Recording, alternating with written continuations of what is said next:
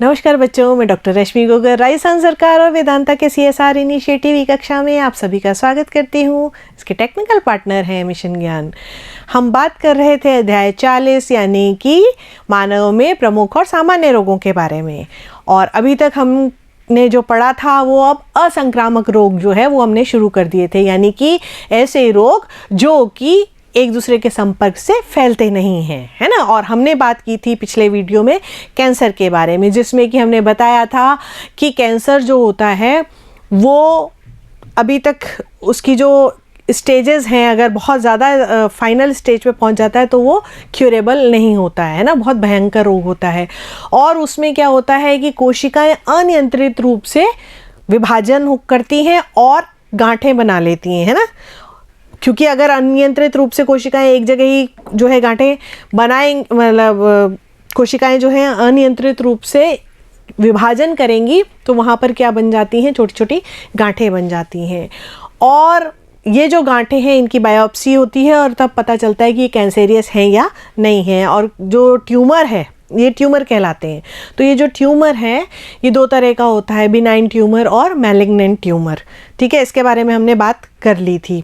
और हमने साथ में क्या बात की थी कि जो कैंसर रोग होता है, ये कैंसर रोग जो है किस कारण से होता है, ये होता है जैसे जो लोग ज़्यादा धूम्रपान करते हैं, अल्कोहल लेते हैं, है ना। और साथ में इसकी जो कोशिकाएं होती हैं वो हमारे शरीर के अंदर होती हैं लेकिन वो सक्रिय नहीं होती हैं। सक्रिय इन्हीं कारकों के कारण। किन कारकों के कारण? शराब है, साथ में धूम्रपान करना है ना, तंबाकू खाना है, इन सब से वो सक्रिय हो जाती हैं और फिर कोशिकाएं जो हैं अनियंत्रित रूप से विभाजन करना शुरू कर देती हैं। साथ में मैंने आपको क्या दिए थे? मैंने आपको दिए थे 2 असाइनमेंट के प्रश्न, है ना। तो आप जल्दी से वो वाली कॉपी लाइए जिसमें आपने उसके आंसर लिखे हैं, है ना। ले आए? चलिए फिर हम एक बार उन पर नज़र डाल देते हैं। 2 प्रकार के ट्यूमर के नाम बताइए तो, बिनाइन ट्यूमर और मैलिग्नेंट ट्यूमर। इसके बारे में हमने बात की थी कि बिनाइन ट्यूमर जो होता है ये तो क्या है, संयोजी ऊतक द्वारा इसकी कोशिकाएं जो होती हैं कवर्ड होती है ना, जबकि ये मैलिग्नेंट ट्यूमर की जो कोशिकाएं होती हैं ये फैली हुई होती हैं और ये आगे बढ़ जाती हैं। ऐसी कौन सी कोशिकाएं और जीन हैं जो कोशिका में अनियंत्रित विभाजन को प्रेरित करते हैं और कैंसर उत्पन्न करती हैं? तो प्रत्येक कोशिका में कुछ कोशिकीय, आपको बताया था, प्रोटोऑन्कोजीन्स पाई जाती हैं जो कैंसर कारकों के कारण, है ना, क्या होती है, उत्तेजित हो जाती हैं और सक्रिय हो जाती हैं। ठीक है, सक्रिय कोशिकीय ऑन्कोजीन ये जो है कोशिकाओं में अनियंत्रित विभाजन को प्रेरित करती है और कैंसर उत्पन्न करती है। तो ये जो ऑन्कोजीन है ये कैंसर उत्पन्न करने वाला जीन है। ठीक है, तो ये आपने लिख लिया होगा, सही आंसर लिखा होगा।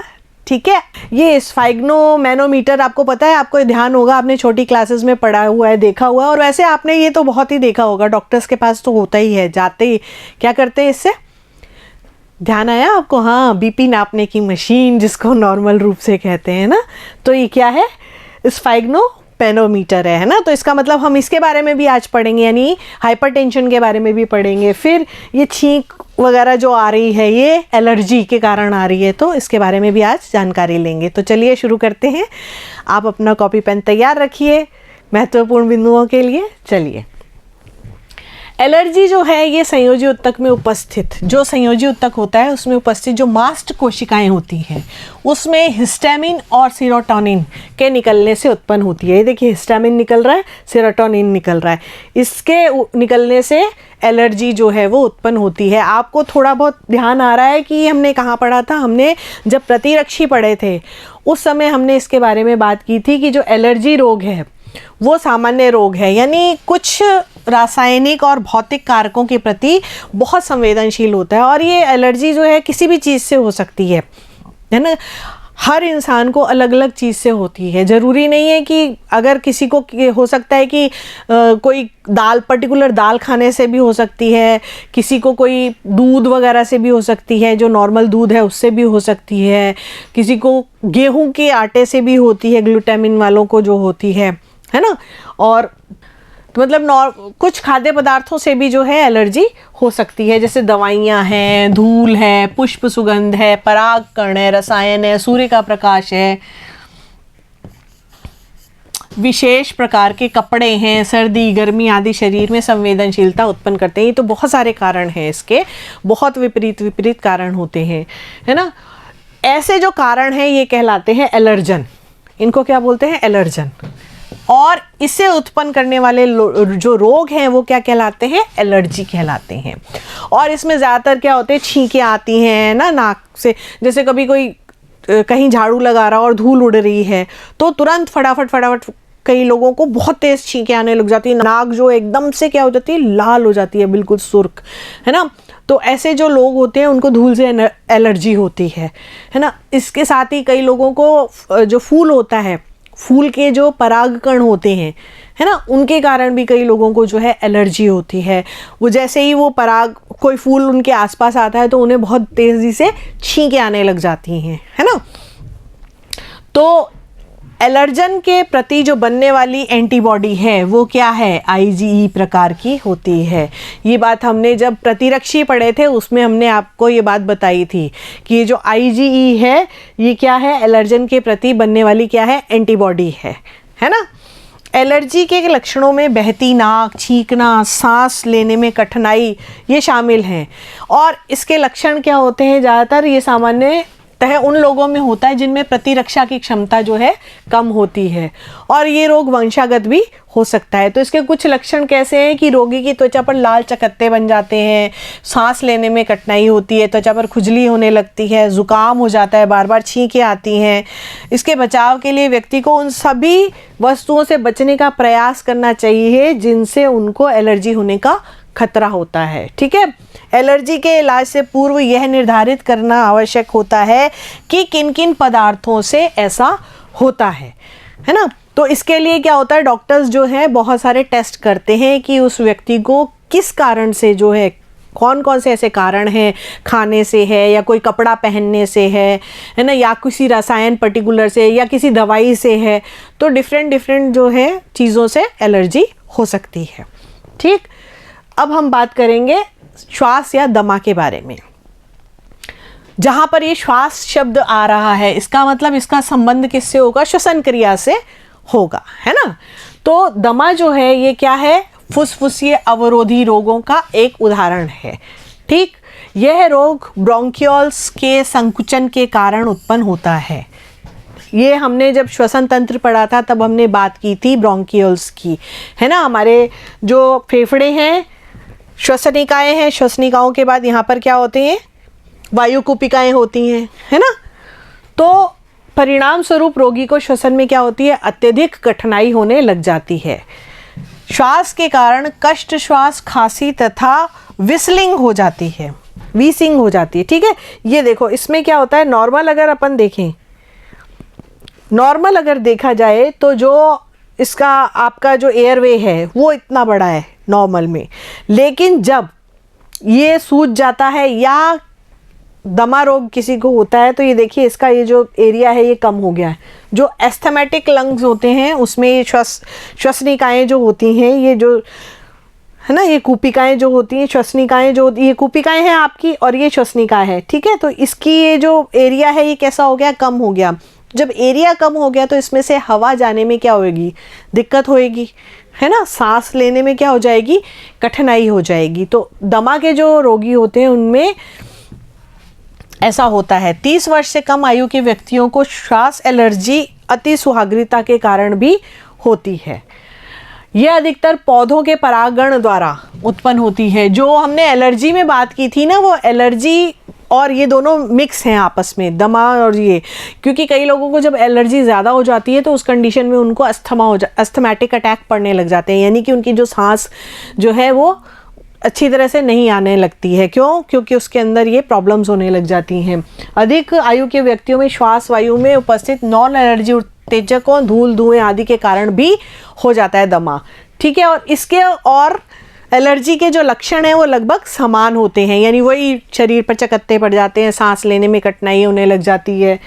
तो इसके भी लक्षण लगभग वैसे ही होते हैं कि रोगी की त्वचा पर लाल चकत्ते बन जाते हैं, वीजिंग होने लग जाती है, कफ, शॉर्टनेस ऑफ ब्रीथ, है ना, और टैकीकार्डिया हो जाता है डिफ़िकल्ट ब्रीदिंग हो जाती है, पेल एंड वेट स्किन हो जाती है, डायस्फिनिया हो जाता है और चेस्ट टाइटनेस हो जाती है, यानी कि सांस लेने में कठिनाई होती है, त्वचा पर खुजली होने लग जाती है, ज़ुकाम हो जाता है, बार बार छींकें आती हैं, ठीक है, घरघराहट होने लग जाती है, वीजिंग होने लग जाती है ना, और सांस लेने में होने वाली तकलीफ, सीने में जकड़न, ठीक है, चेस्ट टाइटनेस हो जाती है, और खांसी से, इसको ज़्यादातर खांसी भी होने लगती है, तो इससे इसको पहचाना जा सकता है कि क्या हो गया है, अस्थमैटिक हो गया है।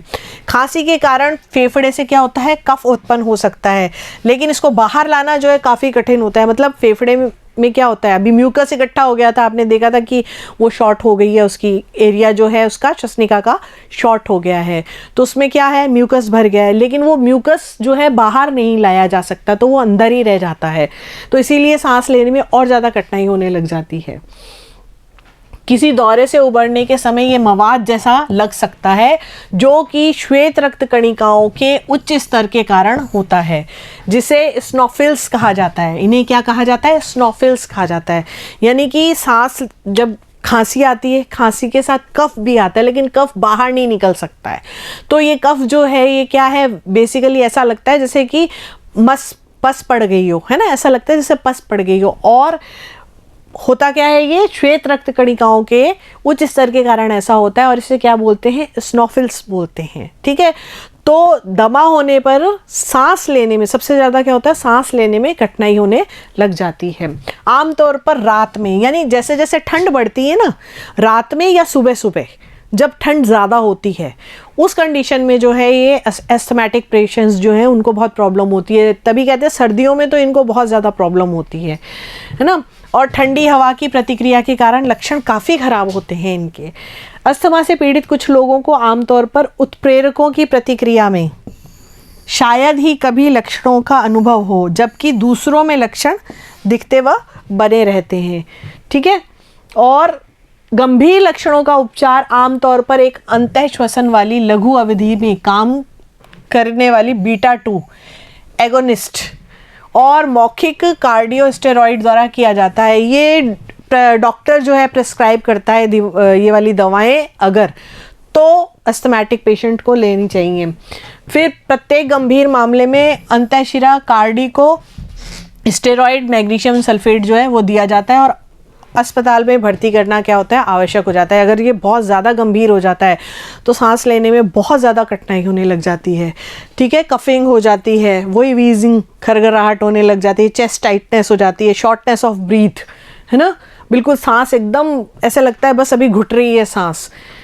लक्षणों को एलर्जी कारकों और तकलीफ कारकों जैसे उत्प्रेरकों से बचाव करना चाहिए, और कार्टिकोस्टेरॉइड के उपयोग से इसको रोका जा सकता है। यदि अस्थमा के लक्षण अनियंत्रित रहते हैं तो लंबी अवधि से सक्रिय हठी बीटा, इसको LABA कहते हैं, या ल्यूकोट्रीन प्रतिपक्षी को श्वसन किए जाने वाले कार्टिकोस्टेरॉइड को उपयोग किया जा सकता है। अब ये वाली जो दवाइयाँ होती हैं, आपने कई बार देखा होगा, ये इस तरह का पंप है ना, ये दोनों डिफरेंट टाइप के पंप हैं, इस तरह का, ऐसा भी हो सकता है, ऐसा भी हो सकता है। तो इस पंप में डाल करके, और जो डॉक्टर्स जो है इनको दवाई देता है, और वो जब ये अपने स्प्रे करते हैं मुंह के अंदर, तब इनकी जो सांस जो है वो नॉर्मल होती है, ठीक है। ये इसके दवाइयाँ हैं, प्रतिहिस्टामिन, एड्रेनलिन, स्टेरॉइड, ये सब दवाइयाँ जब डॉक्टर प्रिस्क्राइब करे तब ही लेनी चाहिए, अन्यथा नहीं, अपने आप मन से नहीं लेनी चाहिए, है ना। ये कुछ दवाइयों के नाम दे रखे हैं, लेकिन कब लेनी है, मैं आपको बार बार कह रही हूँ कि किसी भी बीमारी की दवाई हमें स्वयं नहीं लेनी चाहिए, हमेशा जब तक डॉक्टर प्रिस्क्राइब नहीं करे नहीं लेनी चाहिए ना। तो डॉक्टर को दिखाने के बाद ही हमें किसी भी बीमारी में दवाई जो है वो लेनी चाहिए। फिर है अति रक्तदाब, जिसको हाइपरटेंशन कहते हैं, या नॉर्मल रूप से आजकल बहुत ज़्यादा ये चलन में है, क्या, हाई बीपी, है ना, सुना है ना नाम आपने, बीपी हाई हो रहा है, बीपी हाई हो रहा है, हाइपरटेंशन, तनाव के कारण। आपको पता है ना आजकल की जो लाइफ स्टाइल है, तो तनाव के कारण जो है मैक्सिमम लोगों को हाई बीपी होता है। अब ये हाई बीपी है क्या चीज़, तो धमनी उच्च रक्तचाप भी इसको कहते हैं। और इसमें क्या होता है कि धमनियों में रक्त का दबाव जो है वो बढ़ जाता है। हमारे जो हार्ट है, हार्ट में क्या है, धमनियाँ हैं और शिराएं हैं। धमनियाँ क्या करती हैं? धमनियाँ हमारे शरीर के प्रत्येक अंग में क्या लेके जाती हैं? रक्त लेके जाती हैं, रुधिर लेके जाती हैं। तो जब उन धमनियों में रक्त का दबाव बढ़ जाता है, ठीक है, तब हाइपरटेंशन होता है। दबाव की इस वृद्धि के कारण रक्त की धमनियों में रक्त का प्रवाह बनाए रखने के लिए दिल को सामान्य से अधिक काम करने की ज़रूरत पड़ती है, क्योंकि प्रेशर बनाना पड़ता है उसको कि भाई वो सही से लेके जा सकें, है ना। तो धमनियों में जब वो उनका जो धमनी जो है उसमें उच्च रक्तदाब जब हो जाता है, तब हार्ट को ज़्यादा काम करने की ज़रूरत पड़ती है। तो रक्तचाप में 2 माप शामिल होते हैं। कौन कौन से 2 माप? एक तो होता है सिस्टोलिक और एक होता है डायसिस्टोलिक। अब यहाँ पर आप देख रहे हो ये स्फेग्नोमेनोमीटर, ठीक है, ये आपने हर डॉक्टर के पास देखा होगा। नॉर्मली आजकल घरों में भी उपयोग में आने लगा है, क्योंकि मैंने आपको बताया ना कि आजकल बहुत ज़्यादा बढ़ गया है हाइपरटेंशन। आप लोगों को तो किसका होगा, आपको तो पढ़ाई का हाइपरटेंशन हो जाता है कई बार, है ना। तो इसमें क्या होता है, 2 माप शामिल होते हैं, एक होता है सिस्टोलिक और एक होता है डायस्टोलिक, ठीक है। अब इसका क्या मतलब होता है कि प्रकुंचन दाब यानी सिस्टोलिक क्या होता है 120, ये कब होता है, ये हाई होता है तब, जिसको सिस्टोलिक कहते हैं।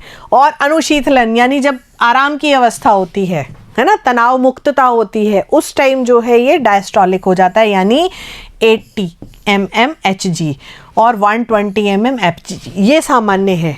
इसको ज़्यादातर इस तरह से लिखा जाता है 120/80, है ना, mmHg सामान्यतः ऐसे लिखा जाता है इसको। ये जो दाब है ये क्या है, नॉर्मल दाब है, नॉर्मल रक्तदाब है। यानी जो नॉर्मल मनुष्य है, सामान्य मनुष्य है, अगर उसमें रक्तदाब नापा जाए बिना तनाव के तो 120/80 आता है ना। यानी उच्च जो है यानी सिस्टोलिक तो होता है 120 और डायस्टोलिक होता है 80। तो डायस्टोलिक जो है ये बेसिकली ये जो 2 धड़कनें होती हैं उनके बीच तनाव मुक्तता, है ना, मतलब मांसपेशियों में संकुचन तो सिस्टोल हो गया और धड़कनों के बीच तनाव मुक्तता डायस्टोल हो गई, ठीक है। तो उसके आधार पर ये दिया जाता है। उच्च रक्तदाब तब उपस्थित होता है ये 90 to 140। अगर इससे ऊपर हो गया है, अभी तो सामान्य रूप से भी इतना ही आता है लोगों के, क्योंकि जो हमारी लाइफ स्टाइल हो गई है ना, तो ये भी इस तरह से ही आता है, 90/140 ही आता है। उससे ज़्यादा अगर हो जाता है, जैसे 90 इज़ हाई, 90 और 140 को भी हाई बोलते हैं, है ना, या इससे ऊपर बना रहता है लगातार, ये तो कभी कभी ऐसा होता है ना। 90/140 अगर हो जाता है तो हाई हो जाता है, क्योंकि नॉर्मल कितना बताया हमने 80/120, है ना। 80/120 की बात अपनी चल रही थी, है ना, ठीक है। कई जगह ऐसे लिखा होता है, कई जगह ऐसे लिखा होता है, लेकिन मतलब यही है, जो बड़ा ज़्यादा वाला होता है वो बेसिकली वो क्या होता है, सिस्टोलिक होता है, और जो कम वाला होता है वो डायस्टोलिक होता है, ठीक है।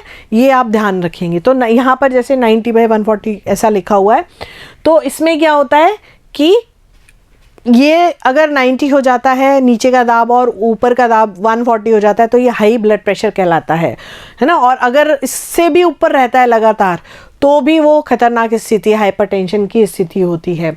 इस तरह इस रोग में जो है कार्डियक आउटपुट की वृद्धि हो जाती है, ठीक है। आजकल नॉर्मल घरों में ये वाला मिलता है ना, डिजिटल वाला। ये देखिए इसमें 158 आया हुआ है और 99 आया हुआ है, जो कि क्या है, हाई ब्लड प्रेशर है ना, हाई बीपी है ये। गंभीर रूप से उच्च रक्तचाप 180 सिस्टोलिक या 110 डायस्टोलिक के बराबर या अधिक, ये बहुत गंभीर है। 180 सिस्टोलिक हो जाता है और 110 डायस्टोलिक हो जाता है, या इससे भी ज़्यादा हो जाता है, तो ये बहुत घातक स्थिति होती है ना। इसे त्वरित उच्च रक्तचाप कहा जाता है। उच्च रक्तचाप संबंधी जो संकट है वो बहुत गंभीर होता है ना।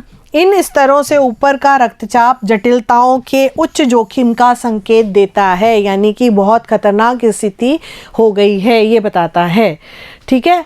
हो सकता है इस श्रेणी से ग्रसित जो बंदे हैं, जो भी लोग हैं, उनमें कोई लक्षण भी ना हो, ऐसा भी होता है। लेकिन सामान्यतः क्या होता है, सर दर्द होता है, बहुत तेज़ एकदम सर जो है वो दर्द होता है ना। 22% मामले में चक्कर आने लग जाते हैं, है ना, कि समझ नहीं आता क्या हो रहा है क्या नहीं हो रहा। ठीक है, उच्च रक्तचाप से ग्रस्त संकट के अन्य लक्षणों में देखने की क्षमता में गिरावट, हृदय की विफलता के कारण सांसों का फूलना, क्योंकि हार्ट को क्या है, ज़्यादा प्रॉब्लम, ज़्यादा काम करना पड़ता है तो उसमें प्रॉब्लम ज़्यादा आ जाती है। अभी हमने बात की ना कि धमनियों में जब रक्तदाब अधिक हो जाएगा तो हार्ट को ज़्यादा काम करने की ज़रूरत पड़ती है, तो उस कंडीशन में जो है सांस जो है फूलने लग जाती है। फिर गुर्दे की विफलता, ठीक है, वृक्क जो है वो भी, और सामान्य बेचैनी का एहसास, पसीना बहुत तेज़ आने लग जाता है। ठीक है, तो इस तरह से जो व्यक्तियों में लक्षण दिखाई देते हैं दैट मीन्स उनके क्या है, हाई बीपी है। और मेन है आपका हार्ट फेलियर, ब्रेन स्ट्रोक और वृक्क्षति। ये जो है, ये 3 जो है मेन कारण हैं हाई बीपी। हाई बीपी जैसे ही होता है तो ये 3 जो हैं हो सकते हैं, तो इसीलिए इसकी जो दवा लेनी है बहुत ज़रूरी होती है। ठीक है, अब अपन बात करेंगे हृदय पेशी रोध गलन। ठीक है, इसको जैसे नॉर्मल बेसिकली इसको हार्ट अटैक भी अपन कहते हैं, है ना। इस रोग का प्रमुख कारण कोरोनरी धमनी में रुधिर, ठीक है, इसमें क्या होता है, कोरोनरी धमनी में रुधिर आपूर्ति का सहसा कम हो जाना। हमारी ये जो कोरोनरी, ये लेफ्ट कोरोनरी आर्टरी है, ये हमारी राइट कोरोनरी आर्टरी है, इसमें अचानक ब्लड जो है वो कम होने लग जाता है। ठीक है, हृदय पेशी के जिस भाग पर रुधिर नहीं पहुंचता है वहाँ क्या होता है, ऑक्सीजन की पूर्ति नहीं होती है ना, क्योंकि धमनियों का क्या काम है, ऑक्सीजन जनित रुधिर को लेकर के जाना। ठीक है, तो वहाँ पे अगर रुधिर नहीं आ रहा है दैट मीन्स क्या हो गया, ऑक्सीजन की पूर्ति नहीं हो रही है। परिणाम स्वरूप हृदय पेशियाँ कार्य नहीं कर पाती हैं तथा एक प्रकार से मृत प्राय हो जाती हैं। ठीक है, तो ये जो हृदय की पेशियाँ होती हैं यानी टिश्यूज़ जो होते हैं सारे, उसके मांसपेशियाँ जो होती हैं वो क्या होती हैं, काम करना बंद कर देती हैं, तो वो डैमेज हो जाती हैं। हृदय पेशी रोध गलन को हृदय दौरे, हार्ट अटैक का पर्याय नाम कहा जा सकता है। ठीक है, जो मैंने आपको बताया है स्टार्टिंग में कि इसको हार्ट अटैक भी कह सकते हैं। अंतरोध का प्रमुख कारण क्या है, कोरोनरी वाहिकाओं में चकता एवं थ्रोम्बस का निर्माण, यानी कि ये जो कोरोनरी आर्टरी है इसमें ये क्या है, ब्लड क्लॉट हो जाना, रुधिर का थक्का बन जाना। तो अगर आर्टरी में कोई रुकावट आ जाती है, थक्का बन जाता है, तो वो कैसे लेके जाएगी रक्त को, नहीं ले जा सकती ना, तो प्रॉब्लम आ जाएगी। तो वही बात है, विषाणुओं का सक्रियण, समुच्चय तथा वाहिकाओं में एथेरोस्क्लेरोसिस उत्पन्न होना। अब यहाँ पर ये देखिए डाइंग मसल्स इसके कारण क्या हो गए, मसल्स जो हैं वो, है ना, क्या हो रहे हैं, खत्म हो रहे हैं, नष्ट हो रहे हैं, क्योंकि यहाँ पे हमने क्या पढ़ा, रुधिर नहीं पहुँच रहा, तो परिणाम स्वरूप हृदय पेशियाँ क्या करती हैं, कार्य नहीं कर पाती हैं और मृत प्राय हो जाती हैं। ये बात की ना हमने, तो यहाँ पर यही हो रहा है, डाइंग मसल्स, जो पेशियाँ हैं वो मृत प्राय हो जाती हैं। लक्षण क्या है, रोध गलन में लक्षणों की शुरुआत आमतौर पर कई मिनटों तक धीरे धीरे होती है और कभी कभी बहुत अचानक हो जाती है।